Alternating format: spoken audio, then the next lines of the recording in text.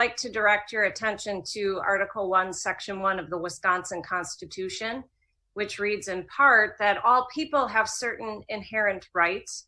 Among these are liberty. To secure these rights, governments are instituted, deriving their just powers from the consent of the governed. My question for you is, where in the Constitution did the people of Wisconsin confer authority on a single unelected cabinet secretary to compel almost 6 million people to stay at home and close their businesses and face imprisonment if they don't comply, with no input from the legislature, without the consent of the people? Isn't it the very definition of tyranny for one person to order people to be imprisoned for going to work, among other ordinarily lawful activities? Where does the Constitution say that's permissible, counsel?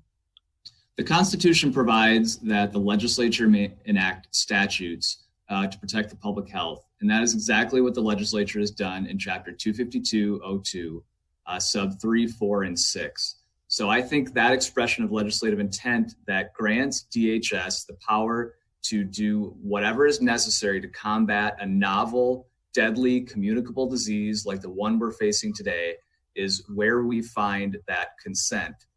I'll direct your attention to another time in history, in the Korematsu decision, where the court said the need for action was great and time was short.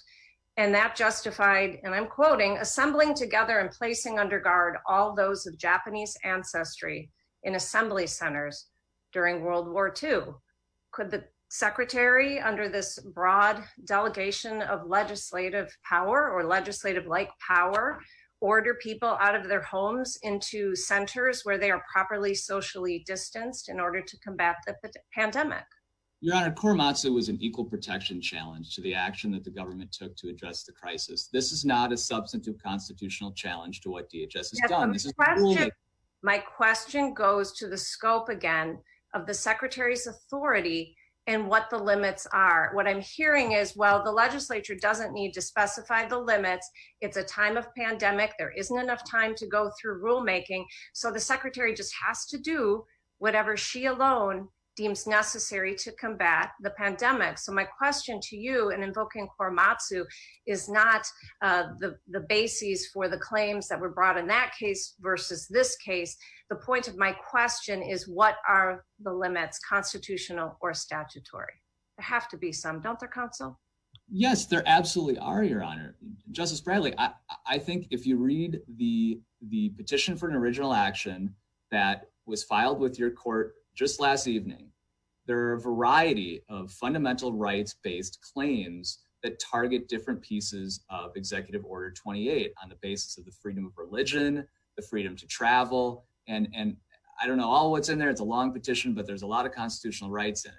The logical consequence of your argument, counsel, is that the government could step in and do this. The DHS secretary could step in and do this every single flu season, every year, because the flu kills tens of thousands of people in America every year, and that's a communicable disease.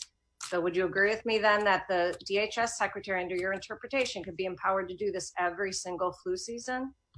No, Your Honor. I think the DHS secretary, if it tried to do that every flu season, would have no support in the medical community for imposing that kind of restriction.